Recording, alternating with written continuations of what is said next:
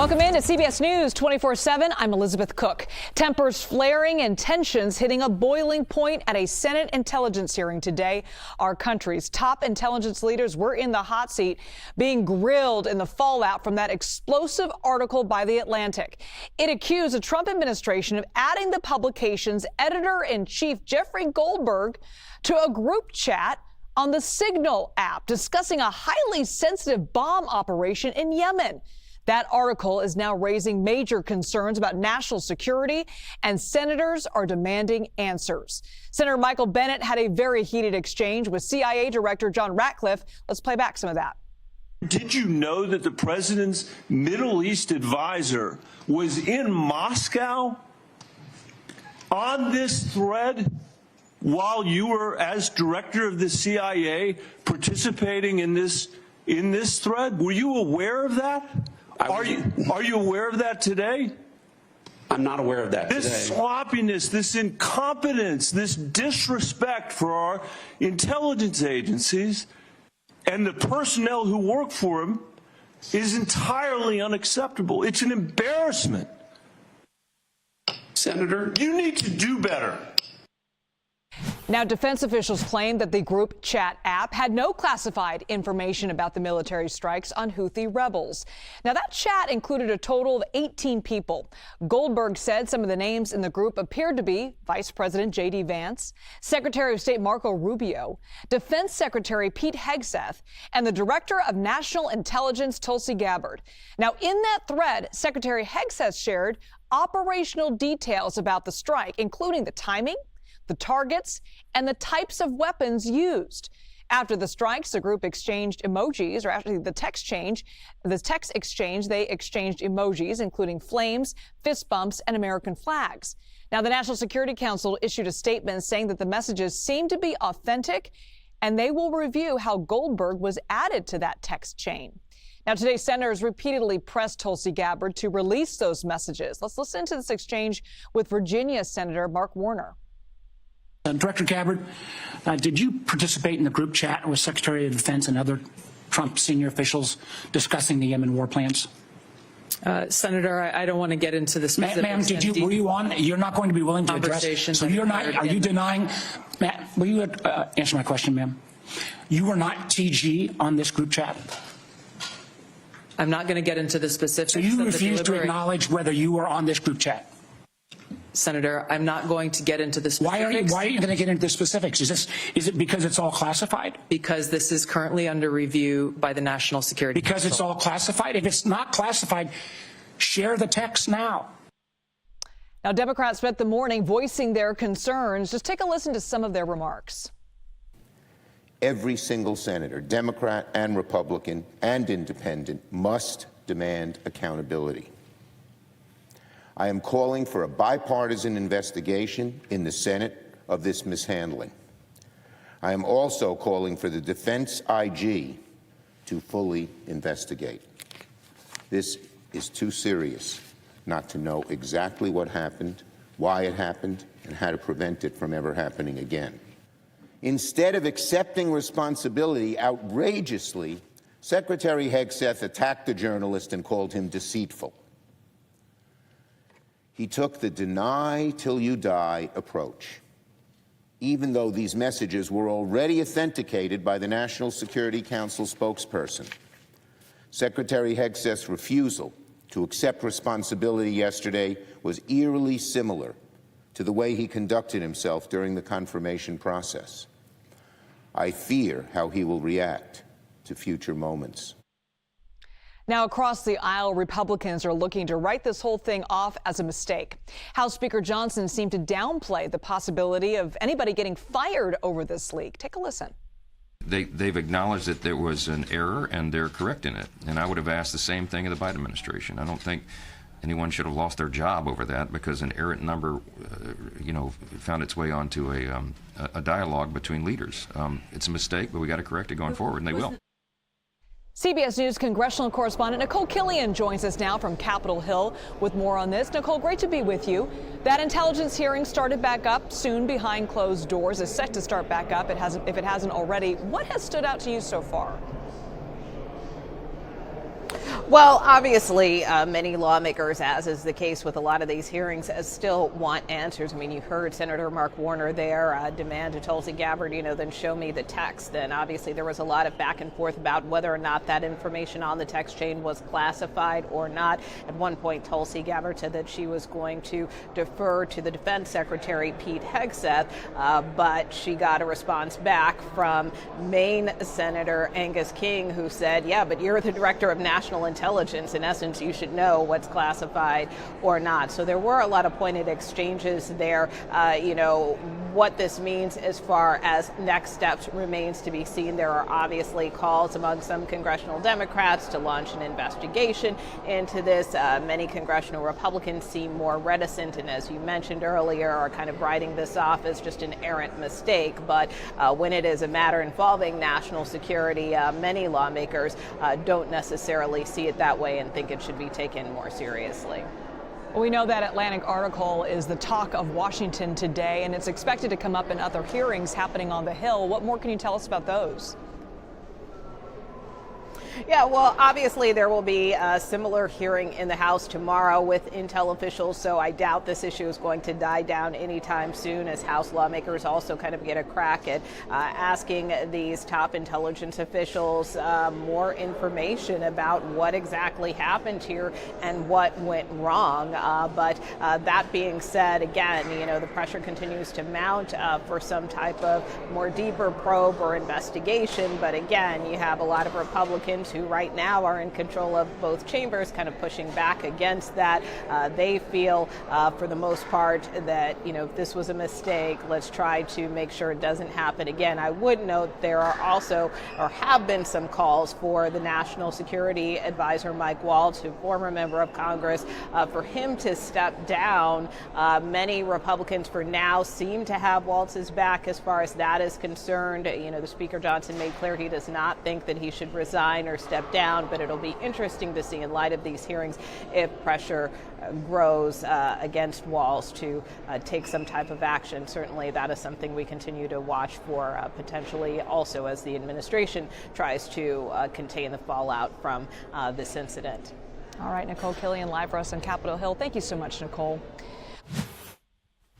National security correspondent Charlie Daggett. Charlie, we've seen some tough questioning on Capitol Hill today by members of the Senate Intelligence Committee.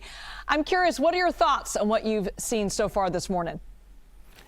Yeah, you know what? It was a grilling, and I think we could have expected a grilling, because this is the most major security breach in a generation or more. We have to be honest with that. This is a breach, an intel breach that potentially put service members' lives in danger. And I think we have to pick it apart at those levels, okay? Because that's the first thing, and that was urgent. Never before certainly in my experience, have I ever seen something on a channel like Signal being broadcast, if you will, or being shared in real time as a conflict was underway. We use Signal here. I use it with my contacts here at the Pentagon. It's commonly used among service members. It's even used in the field. But I asked everybody, I said, in any scenario, would you have that? They said, absolutely not. I mean, it's very black and white. There are laws against it. And of course, when it comes to force protection, that is the ultimate concern here. So away from national security, which will be a problem in the days ahead, because if that information, sort of American military tactics in the middle of a conflict, were to fall into the wrong hands, that is a national security issue. There will also be issues if this investigation, if there is to be an investigation, about the legalities of what has gone on. So in this building and in the White House Situation Room, right, it's called a SCIF. And I had to actually remind myself what SCIF meant. Sensitive Compartmented Information Facility. Okay, they're very strict. There are certain rooms, almost all of them, I can't go into with my phones. It's just not allowed. Also, you're not allowed to take a phone in there or take a phone out of there. Okay, these are closed environments because of the conversations that take place. And there are systems in place for these classified conversations to take place. They're a bit unwieldy. You have to use different phones, different equipment, different systems, but they are in place so that you don't have to use something like Signal. But my takeaway from what I was hearing at that hearing today, or the grilling today, is as it went on, it seemed that both the individuals there, Tulsi Gabbard and the other, sorry, name escapes me, were both starting to lean toward the defense secretary. I heard Nicole Killian saying just now that there's a debate over whether the information that was inside that chat was classified or not. And the senators were arguing, if it is not classified, just share it with us. Or maybe the reporter can share it with us. Would you give him the okay to share it with us? Neither individual was happy about doing that. And then they started saying, well, the classified element of that information actually came from the Secretary of Defense. SecDef is in Hawaii right now. He's on a trip to Indo-PACOM on a tour. In fact, one of my colleagues is with him. So he's been relatively quiet, aside from berating the original source of the journalism and trying to undermine the quality of that journalism. So I think once we start drilling down into what was said and what they're comfortable in releasing, especially when it comes to target acquisition and sequencing, those are both very critical things, we'll get a clearer idea of who's culpable. And Charlie, you brought up a really important point there earlier, was you talked about the legality of all of this, how these details could be a violation of laws. Are we talking about the espionage laws? And in which case, that's very serious if you violate those. Yes, it's the Espionage Act, or the Espionage Law, and also the Records Act. And they are kind of in tandem. Okay, so it's important to note that both of those laws, or neither of those laws, have to do necessarily with malice. It's taking classified information and sharing it in an unclassified way, or even unwittingly, to people that haven't got the classification qualifications, if you want to put it that way. So there doesn't need to be shown. When you think of espionage, obviously it sounds like spying, right? You're getting information and you're giving it to the wrong folks. It also includes accessing information, and this is where I go back to the SCIF. There are certain individuals who have access to that kind of classified information, and if they take that information, which is classified and should not leave the room except to other qualified members on qualified systems, and that gets disseminated, let alone the whole fact that it went to a journalist, the fact that they were having the conversation at all on Signal will call into question certain legal ramifications. Now, who is going to launch those legal proceedings? That's a whole other question. Is it going to be the Department of Justice? These days, it's hard to tell. Is the Senate going to push for it? I don't know what kind of levers of power that they have. But it's been said to me, when I walk around these halls, I said, really, Signal?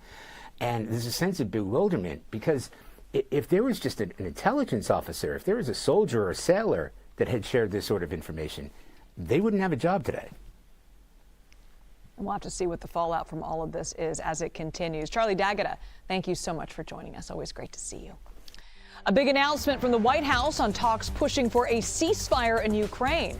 Stay with us right here on CBS News 24/7.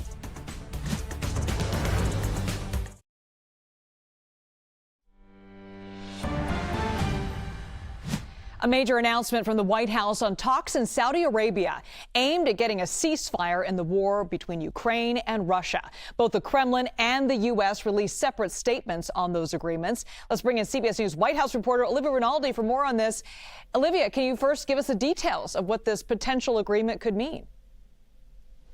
Yeah, Liz, this is the result of 3 days of intense negotiations in Riyadh, Saudi Arabia, between the U.S., Ukrainians, and the Russians. But what's important to note here is that the Ukrainians and the Russians never actually spoke to each other face to face. All of these negotiations happen as a result of meetings with U.S. mediators. So essentially, the Ukrainians would tell the U.S. what they wanted. They would take it to the Russians and mediate this entire conversation. The result of it is an expanded partial ceasefire between the Ukrainians and the Russians pertaining to the Black Sea particularly. What they agreed upon is ensuring safe navigation and preventing the use of commercial vessels for military use in the Black Sea. Now, that's a very crucial corridor where a lot of these battles have been playing out over the course of this nearly 3-year-long war. In addition to the partial ceasefire being expanded there, we also learned of a few other details. pertaining to this partial ceasefire, or at least, getting to this partial ceasefire. And that also includes the U.S. helping to restore Russia's access to the world market for agricultural and fertilizer exports. Now, this is extremely important because if you'll remember, back when the war in Ukraine started, there were sanctions placed on these Russian fertilizers that are among some of their top exports. And what that did was really spike the price of food worldwide. So as a result, the U.S. is open to having Russian fertilizers being back on the global trade market. The U.S. also said today in this statement that they remain committed to getting home Ukrainian prisoners of war as a part of this expanded partial ceasefire. So this is really a significant first step to ending this war. It's something the Trump administration has been pushing. It falls short of an all-out ceasefire, but again, some of those first steps that we're starting to see as a result of these continuing negotiations in Saudi Arabia. And Olivia, I want to get back to that story that we've been covering all morning long and into the afternoon. A new statement from the White House on the controversy surrounding the Atlantic article that we've been reporting on. What are you hearing there from the White House? Yeah, the fallout continuing over that Signal group chat fiasco. The White House put out a statement a short bit ago suggesting that the recent news around the Atlantic Signal reporting is, quote, a coordinated effort to distract from the successful actions taken by President Trump and his administration to make America's enemies pay and keep Americans safe. They also pointed out that the Biden administration removed the Houthi rebels as a designated terrorist organization and that Trump, on his first day in office, redesignated them as a terrorist organization. So trying to compare themselves to the previous administration and the way they handled these rebels, trying to take that spin rather than recognize this breach of security that this was, including the editor-in-chief of the Atlantic magazine on very sensitive conversations happening in the Signal group chat with top administration officials. We also heard from Caroline Leavitt, the White House press secretary, this morning in a post on X where she said that no war plans were discussed, no classified materials were sent on the thread, and the White House counsel's office has provided additional guidance on the platforms that top administration officials should be using when having any sort of conversation. And we can report that Signal is among some of the top communications platforms used with top Trump administration officials. It's very popular. A lot of them like to conduct their conversations using Signal, but we do know now that is something that is under review, under consideration of whether or not they should continue to be using this commercial platform to be discussing not only sensitive information like war plans, but also just day-to-day communications that they're having with each other, with people outside of the administration, with reporters, people all over Washington. All right, yeah, we're going to be hearing more about this, I have a feeling. Olivia Rinaldi, thank you so much. All right, let's take a live look now at San Francisco in Northern California and Dallas, Texas. A lot of the western states are seeing unusually warm temperatures right now. Let's bring in Jessica Birch. Now, we're seeing some potential for record-breaking temperatures. This seems really strange, really early in the year. Extremely early in the year. There's this huge heat dome. It's an area of high pressure that's kind of just parked over the south right now. So areas like Texas, like you mentioned, all the way over into California, up into Seattle, too. We're all breaking records in these communities heading into this afternoon. So I'm going to dive into the map right now, and I want to show you what's happening for us outside. On a day like today, we're talking about temperatures almost hitting the triple digits all the way down into Phoenix this afternoon. San Francisco today sitting at 78 degrees. Just south of San Francisco is San Jose, and they're actually expected to break records in those local areas too. Now you see the contour map right now. All that red is showing well above average temperatures, and that stretches over into Dallas and San Antonio, all the way over into Austin, sitting in the 90s throughout this afternoon. I'm going to drop these temperatures real fast, and I want to show you some of the record-breaking numbers, including Austin. Tucson sitting at 94 degrees. Over into San Jose this afternoon, like I mentioned, 89. So take a look behind me. Here's what's happening. That area of high pressure I just mentioned, it's pretty much sitting over the south, close to the Four Corners, close to Nevada, Southern California, allowing for well above average temperatures to last throughout this afternoon. That puts us about 15 to 20 degrees above average, widespread from Reno over into San Francisco, right back over into Texas, 22 degrees above average in Dallas this afternoon. Now, you take a look at the coming days, well, that heat is slowly starting to shift its way down to the south. meaning areas close to the Pacific Northwest will get right back to where they should be for this time of year. However, some of us all the way down south, this is the Climate Prediction Center, it's showing above normal conditions stretching all the way down to Florida and still holding on tight to Texas too. So that summer-like weather pattern is holding on tight to some of us here in the States. Back to you. All right, Jess, thank you so much. Well, the White House is using a new tactic in a legal battle over deportation policies. We've been watching the fallout after the Trump administration deported hundreds of migrants to El Salvador without due process. The Trump administration made the order under the Wartime Era Alien Enemies Act and claimed they were all members of a Venezuelan gang. Those flights landed in El Salvador despite a federal judge halting those deportations. Now, Judge James Boasberg is demanding that the DOJ file a brief today explaining why they didn't turn those planes around. But just last night, the White House invoked the state secrets privilege. So let's bring in CBS News Department of Justice reporter Jake Rosen. Okay, so what's the state secrets privilege? Basically, what this is an invocation by the government that there are national security risks or national security issues that they cannot talk about and do not want to talk about in front of a judge. They're basically claiming that national precedent and to the executive branch and claiming that this is, secret information. They've alleged all along that the information actually had nothing to do with the case, which one circuit judge yesterday in the appeals argument seemed to agree with. Although really what this does is give them a way to avoid answering Judge Boasberg's questions, and it's really a complicating factor because if these questions are not answered and this invocation is made again for a different kind of group, whether it's a different kind of gang like MS-13 or a different kind of nationality, that adds a complicating factor, right? Where these details initially were never told about one kind of flight, and if they're not told about others, really the big question of this case is what rights did these people have? Were they told where they were being taken, etc.?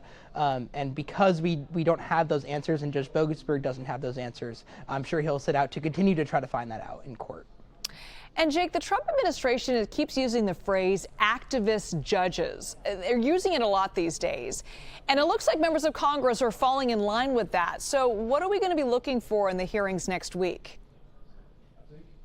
Right, and these hearings that you just mentioned are going to be in front of at least likely the House Judiciary Committee run by Congressman Jim Jordan, longtime ally of Donald Trump, longtime criticizer of the Justice Department in the United States and the judiciary. He is going to hold a hearing, he says, looking into Judge Boasberg's actions and other actions of judges around the country who have put a halt on Trump's executive actions and executive orders.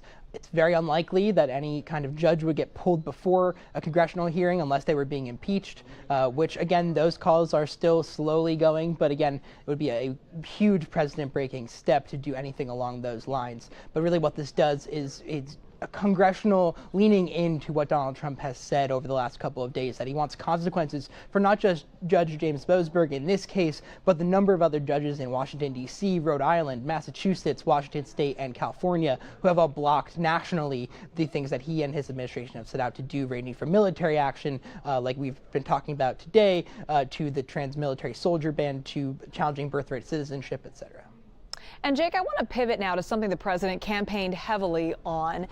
You're following a court case that could bar trans individuals from updating their sex on passports. What's the argument there? Right, and the argument from the ACLU is that it's unconstitutional for the government to make people who feel like they do not fit into either a male or female box on a federal government document, likely a passport or some kind of federal identification, to make them subscribe to either of those. This is something that under past administrations, namely the Biden administration, people were given an option that was not just those two, and we'll see what comes out of that. This is one of about a dozen cases relating to LGBTQ rights that have been challenged. Donald Trump has taken issue with the judge here in D.C. who has put a block on his administration's attempt to ban transgender service members from the military. This is another example of a legal challenge along those lines, basically by the ACLU alleging that this discriminates people based on their gender ideology. And to be clear, this would impact new passports, correct? Correct. Correct. Yes, and again, this is just the passports. Like many of these cases, it's all going forward, right? Whether it's birthright citizenship, it wouldn't revoke people's passports, birthright citizenship, or make them change their identifications on old passports. But again, when you renew your passport, if you had to do that in the next couple of years before another president took over and potentially undid that, right, you would have to switch your gender on your federal ID. Okay, thanks for clarifying that. Jake Rosen, thanks so much. Tensions boiling over and senators demanding answers on Capitol Hill. We unpack the fallout from an explosive article raising major concerns about national security. Stay with us.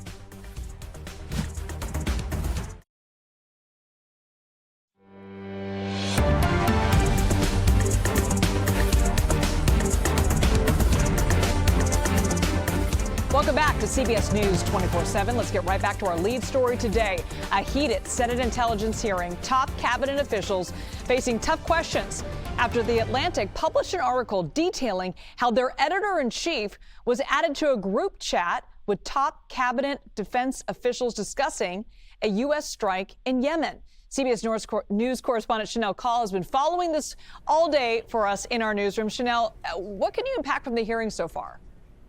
Well, so much to unpack for you, Liz. The public portion, we should mention, of that Senate Intelligence Committee hearing has now wrapped up. So the committee now moving to a closed session. That, of course, means we don't have the luxury or privilege to listen into those conversations. But before that recess this afternoon, there were a lot of really heated, really fiery moments, including this one, where Democratic Senator Mark Kelly really pressed the Director of National Intelligence, Tulsi Gabbard, on what was discussed in that Signal group chat. In the signal chain that we have been talking about, was there any mention of a target in Yemen?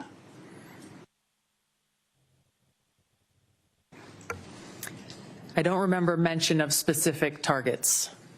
Any generic target?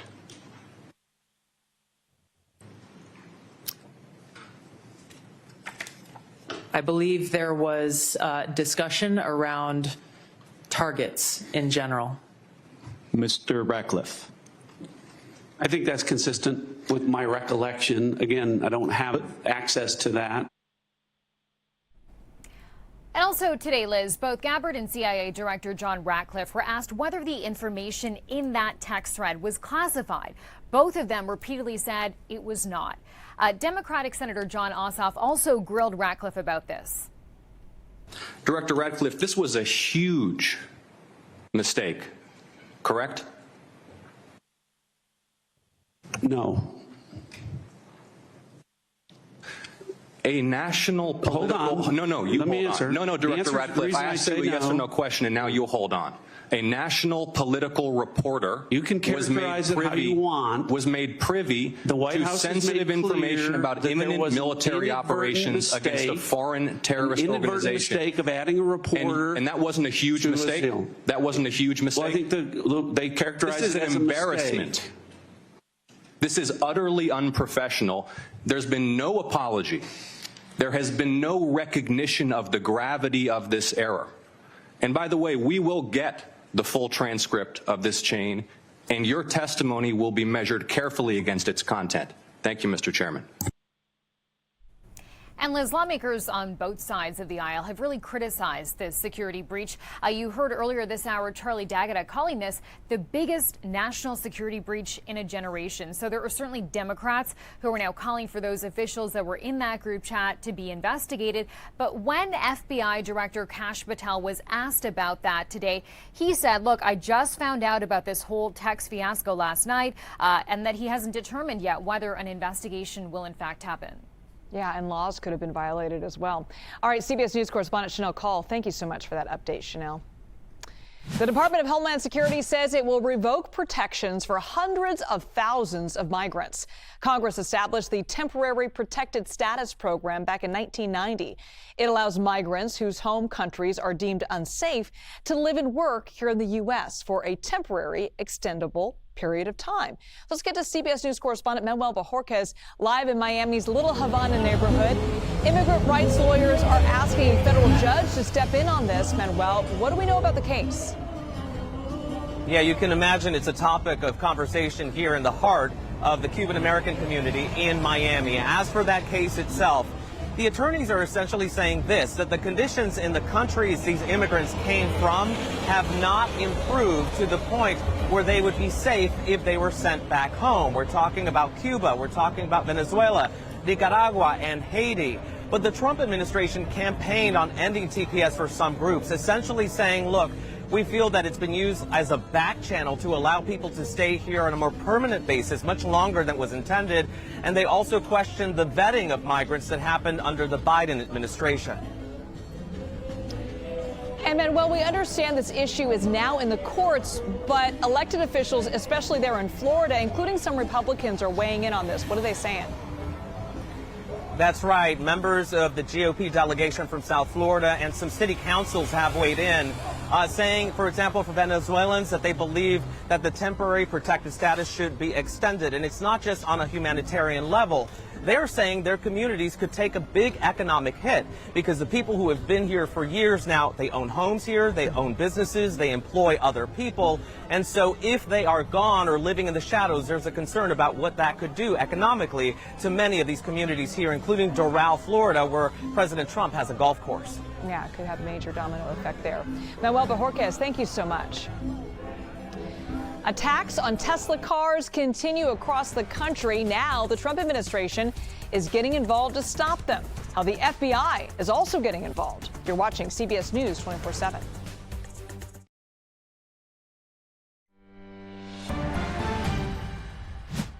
Teslas and Tesla dealerships are seeing a rise in vandalism across the country. It comes as Elon Musk has taken a prominent role in helping to follow through on the Trump administration's agenda.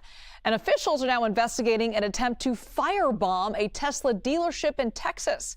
The FBI launched a task force to investigate what its director calls domestic terrorism. Karen Hua is in Austin with that story. Austin police tell us they were called to this showroom around 8 o'clock Monday morning where they found suspicious devices. And when the bomb squad was called in, they said they were incendiary devices or meant to cause fire. The good news here is that no one was hurt, but officials are still looking into exactly who did this and why. This all comes as the FBI has created this specialized task force to look into this nationwide trend of Tesla incidents that have been targeting either Tesla cars or showrooms or charging stations since January. President Trump has said anyone who's causing harm to Teslas should be considered a, quote, terrorist. And in a cabinet meeting yesterday, Elon Musk told President Trump that Doge employees have been getting death threats. According to our CBS News confirmed team, there have been at least 32 incidents targeting Teslas across 16 states since January. We know 13 of those involve some sort of vandalism with Nazi references or swastikas. We've been told 8 of them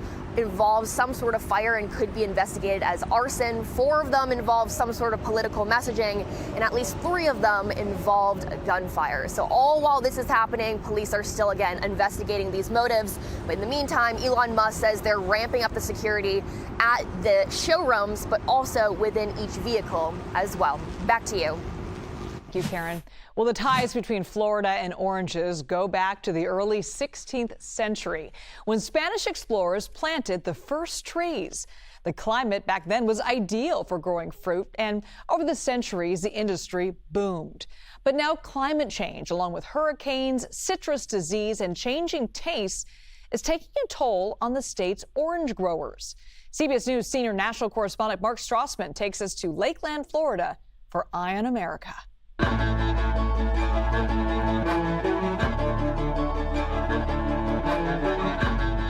Christian Spinoza drove us deep into the groves of his Florida family's 5th-generation farm.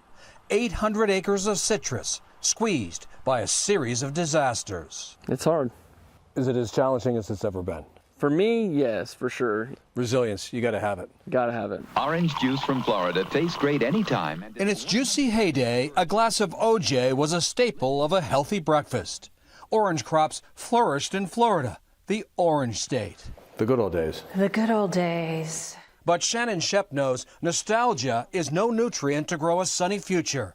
She's the executive director of the state's Department of Citrus. Some industries have supply issues, some have demand issues. Oranges have both. Fair? Fair. Which is the greater challenge? For us right now, it is supply. There's that reality moment that hit us in about 2010 that we really did have the worst disease you could possibly have for citrus, the terminal disease. That disease is called citrus greening, and it's grave to the groves in Florida. A bacterial infection spread by an Asian bug. It's blighted the state's orange industry. Research is ongoing, but there's no cure. Over the last 20 years, production in Florida's orange groves plummeted 92%. And demand for orange juice last year hit an all-time low. This year is projected to be no better.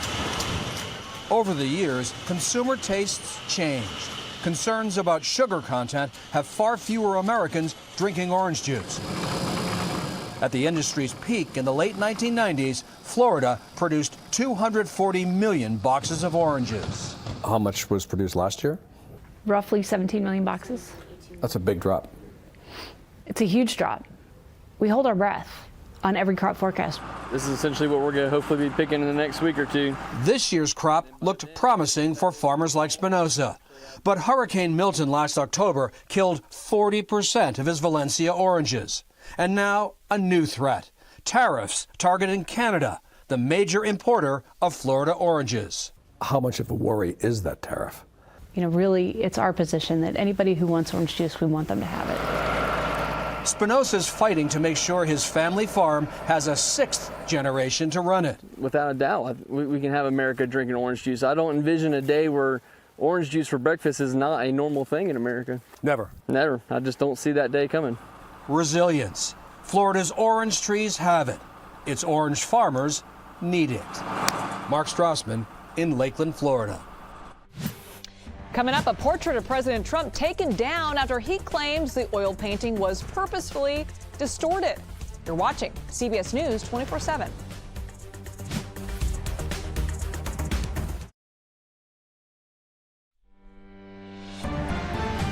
Well, Good Samaritans are being credited with helping save a pilot and 2 children who survived a plane crash in Alaska. They were found yesterday near the wreckage on Kenai Peninsula Lake, south of Anchorage. The 3 were taken to the hospital with injuries, but are expected to be okay. Heading overseas now to France, where Gérard Depardieu denies sexually assaulting a woman. The French actor on trial in Paris right now. He says he used heated language around one of the women accusing him of sexual assault, but denies ever assaulting her. The former Oscar nominee faces accusations from 2 women. And a portrait of President Donald Trump is coming down at the Colorado State Capitol after criticism from the commander-in-chief himself. CBS News Colorado's Kirsten Susel reports on the controversy. This is the gallery of presidents at the state capitol. Each one of these portraits paid for by private groups. Former Republican Senator Kevin Grantham raised $10,000 through a GoFundMe campaign to have President Trump's hanging years ago.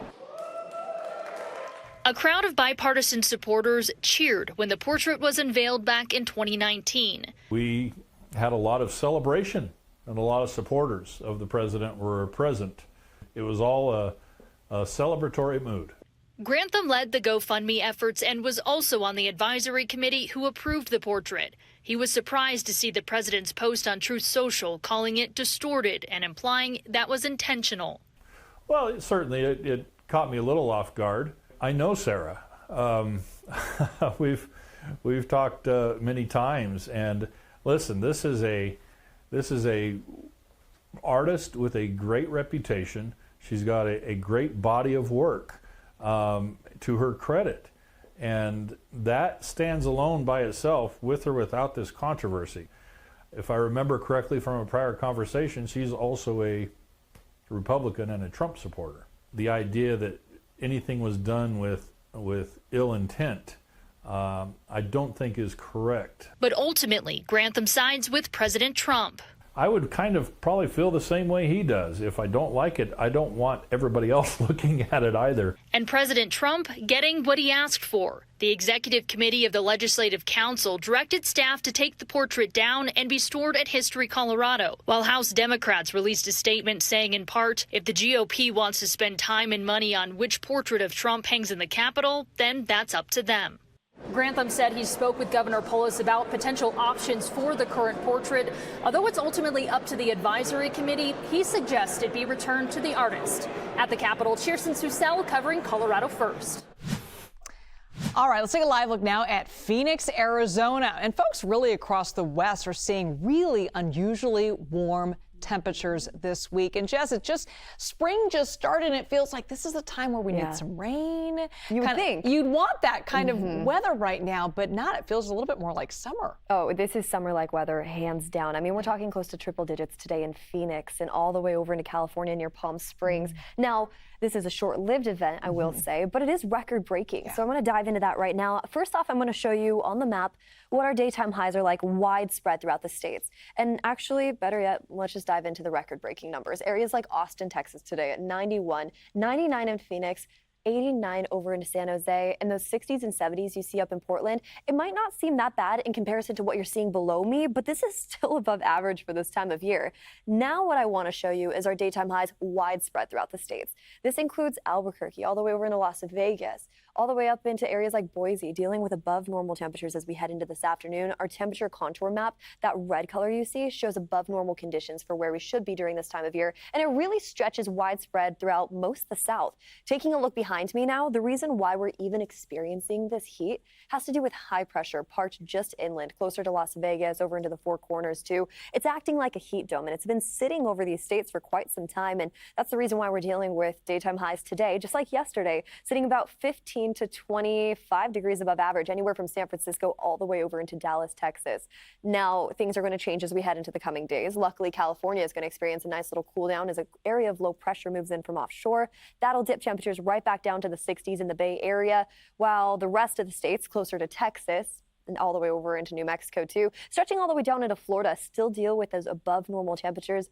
This is our temperature outlook issued by the Climate Prediction Center, and it's showing that summer-like heat still lasting for just a little bit longer down in the south. So we'll keep you updated on that. But yeah, Liz, it feels like summer, you know, and we're reporting out of the Bay Area right now. I'm nervous to walk outside that door once I'm done with this. We're not used to these extreme conditions, Jess. We need our sweaters. We need our parkas. You know, last night I had to open up the doors to sleep, or not the doors, the windows. We don't have air conditioning here. This is not normal. Of course, we're wimps, but other than that. That's the Bay Area forecast, though. So much of the country, though, in red. Yes. It's just wild that so much of it is heat. From Seattle all the way down to Texas. Yep. Thank you, Jess. I should call her Captain Jessica Birch, by the way. She was promoted over the weekend. Pretty cool. All right, big March Madness news. University of Southern California fight on, pulled out a 96-59 win against Mississippi State, but that was all overshadowed by star player Juju Watkins, who went down just 5 minutes into the game. People who we know who saw this in person say the entire arena went silent watching her suffer that torn ACL. Juju will have to undergo surgery, but that unfortunate incident fueled by the Trojan fire. Now USC goes on to face the Kansas State Wildcats on Saturday. Good luck to them. Well, we will continue to stay on this fallout from the explosive article raising questions about national security. The Atlantic detailed how their editor-in-chief was added to a group chat with top security cabinet officials discussing a possible U.S. strike with Yemen. Stay with us right here on CBS News 24/7.